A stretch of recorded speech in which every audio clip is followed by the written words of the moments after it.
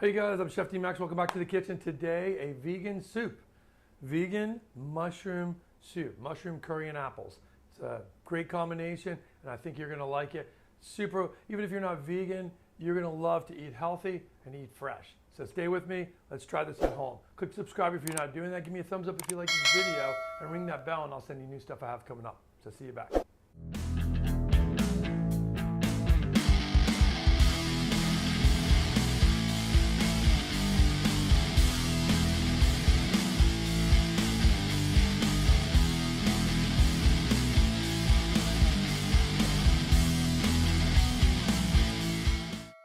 Okay guys, I'm back. We're gonna start this thing off.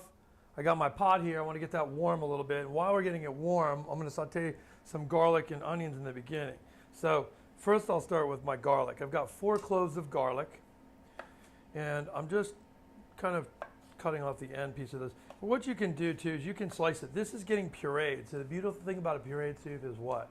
We don't have to worry about how the vegetables look when they're cut. So that's the greatest part.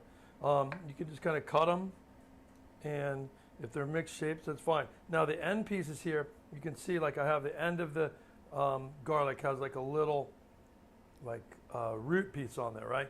So I hold that root piece in my thumb, and then I cut the garlic until it gets close to my thumb, not to my thumb. I don't want to cut my thumb, but that's it. Now I've got my garlic slices here.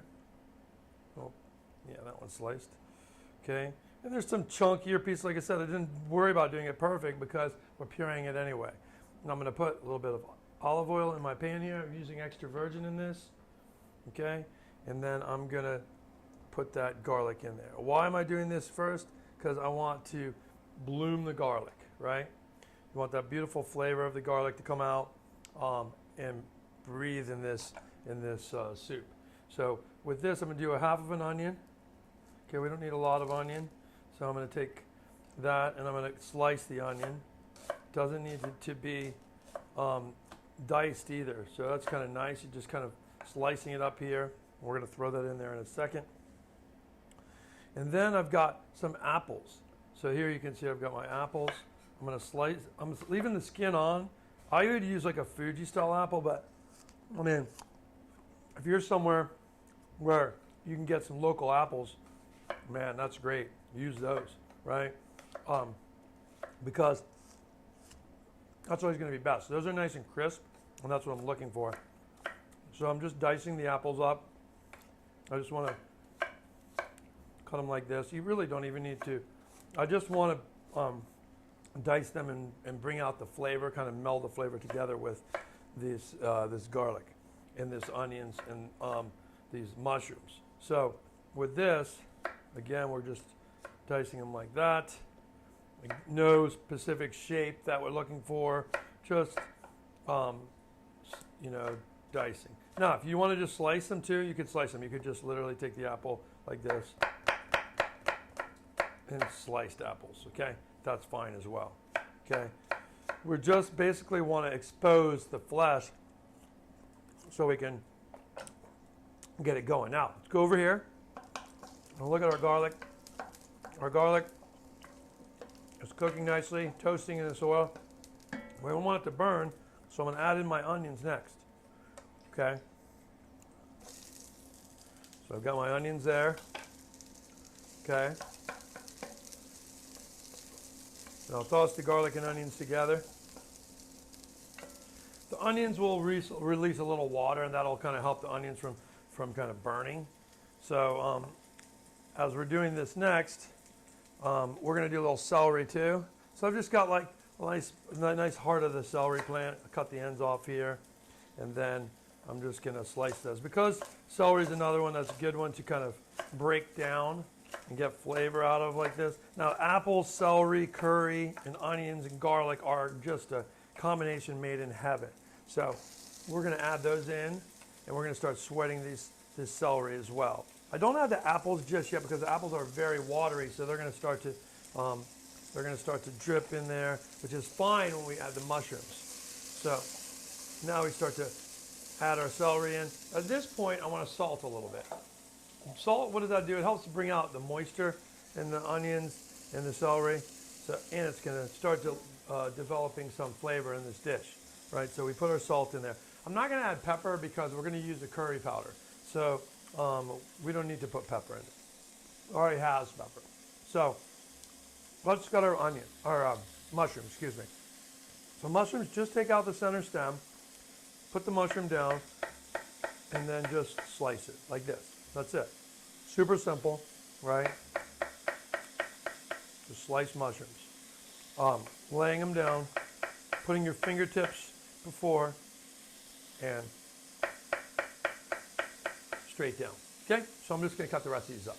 Okay, I'm back from cutting these up, and we've got their apples are going to be ready to add to this. You can see our celery is onions, garlic, it's all coming together nicely now.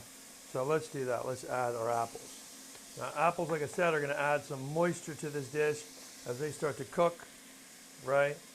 And the juice in the apple is going to come out. It's going to start to blend in with this. So just add them in like this. Boom. I love apples. Why? Always loved apples. So with this, we just want to smash them down a little bit. That's it. Let them cook. All right. Now, while that's cooking, we're going to add our curry to this to toast our curry a little bit. Now, I'm just using a little madras curry. This is already a pre-made curry. Madras is makes a curry powder.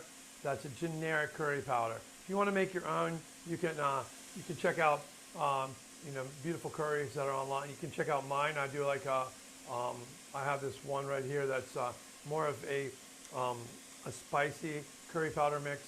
So try that. If not, this actually madras curry is actually a little bit better for this. It tends to not have as much spice. It has more turmeric in it. It has really nice flavor. So it's kind of what the British kind of brought from India back to their homeland, was this idea of curry, but in a different, more kind of simple way that I guess really English people could understand it at that time. If they told them they had to mix all these spices to make this curry, no one would have ever done it. So they mixed it already, brought it back, they add it to their stuff, and bam. Now when you add the curry powder, you can see it's going to get toasty immediately in here, right? At that point, I want to add my water. So what we're looking for is we're looking to toast it. See how it's toasting on the bottom? But we don't want to burn it. So we're going to add my water. I'm going to add 1 quart of water, okay? Just 1 quart of fresh water, okay? And we're going to stir that. And now I'm going to add in my mushrooms. Now in this, did you need to saute the mushrooms? You did not need to saute the mushrooms in this. We didn't really need to develop any kind of sauteed flavor from these. The mushrooms, especially a white button mushroom like this, very porous. It's going to let liquid out, and that's what I want it to do. We're going to take all the liquid from that, and that's going to be a part of this soup. So it's different when you're eating a mushroom that's being just cooked, sauteed, and eaten. It's different. You want to saute it, let it lose some of that liquid, and let the liquid based on the mushroom as it's cooking. You get this subtle mushroom. It's really beautiful. But in a soup like this, we're capturing all that juice, so it's fine. I've got some Roma tomatoes, which I've washed here. I'm just going to kind of clip off the root end.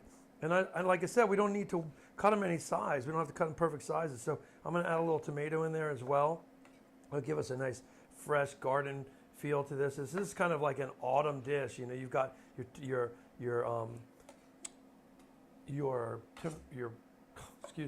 apples just coming on board, right? And then you've got some of the late summer vegetables like your tomatoes are happening. And then if you're getting rain and stuff, you're getting kind of nice mushrooms too. So you've got mushrooms, all these flavors kind of work together in that kind of fall season, right? So the late harvest tomatoes, beautiful fresh apples of the season, nice and crisp, right? Onions, awesome. Garlic's always kind of there to add some love, right? And now, our goal with this is to cook this down. Now, at the end for creaminess, we're going to keep this vegan, so I'm going to add some coconut milk. But we're not going to do that right now because coconut milk kind of, the more you cook it, it breaks down, and I like the freshness you put in right when you're gonna puree it later. So this is gonna take about, I'm gonna bring this to a boil, and I'm gonna turn it down to a simmer, and I'm gonna simmer for probably about 30 to 40 minutes. If you feel it needs more water, just add water, because the water is just disappearing. So you can't overdo it. You can put 10 gallons of water, it'd be too much. But if you want to put another quart of water, you can do that and just simmer it faster down. So as you're watching it, see if it needs more water. Water should just be above the line of the vegetables. That's it. And but they shouldn't be swimming in there, and it shouldn't be also dry. So you want to be right in the middle of that. So we'll see you back in around 20 minutes. Okay, guys, we're back after about 20 minutes now, and you can see how our soup has really come down. It's got like a dark color from the curry, and all the vegetables, the juice has come out of them, and they've kind of blended together, and that's what makes this soup. It's wonderful soup. Now, at this point, I'm going to put in a can of coconut milk. Now, obviously, if you have fresh coconut milk, that's the best, right? But if you don't, find a canned coconut milk that doesn't use a lot of additives. That just, gum is okay in there, because that's just going to be, some gums are natural that they use to kind of hold it together from separating. That's fine. But at this point, what I do is I don't like to cook it a long time with the coconut milk in it, because it kind of, you cook it for like 30 minutes, the coconut milk, and it kind of breaks it down. I like the fresh taste of it when you just put it in like this. So what I'm going to do is let this simmer for another 5 minutes, and then we're going to take it off and we're going to puree it. So I'll see you in 5. Okay, guys, it's about 5 minutes now. Let's take a look at it. You see how this, I'm going to turn it off because it's done. You can see how it's bubbling here nicely, and the coconut milk has kind of come together in this dish. And at this point, it's ready to puree. So what I'm going to do is I'm pureeing it because it's not that much. I made a small batch, which is perfect for you guys at home. But I'm going to do, always when you're pureeing in something like one of these, don't fill it all the way up, halfway. You see that? Because halfway, it's going to give it room to kind of steam and breathe. Okay, otherwise it's kind of like you're going to blow this darn thing up because you're creating steam. Okay, you have to give it room to expand a little bit. So I'm going to put this on and blend it, and I'll show you what it looks like. Now, when you come back, you've got it, you're taking it off the heat like that, or you're taking off the blender. You've created more heat because you've got this hot soup. You've steamed it. I would definitely say to let the soup cool for a little bit before you blend it, but I want to show you this really quick. And then with this, you want to lightly open it because there's a lot of steam in there, right? And I won't even want to take a towel and do this so you don't like burn yourself. But listen to this noise. Ready? You hear it? There's like a little, right? That is the steam escaping, and that's what you want. We'll let this steam escape, and then you've got this beautiful puree there of this wonderful apple mushroom curry soup. And that's it. Your flavor's wonderful. With this, we're just going to put a little bit of lemon juice. Okay? I'm going to put a little salt. Put a touch of extra virgin olive oil. Okay? And then pour that right in my soup bowl. Look at that. So look at this beautiful soup. Look at the texture of that. You have wonderful texture, wonderful creaminess. There's no dairy in this. There's no butter. It's just olive oil, vegetables, a little coconut milk.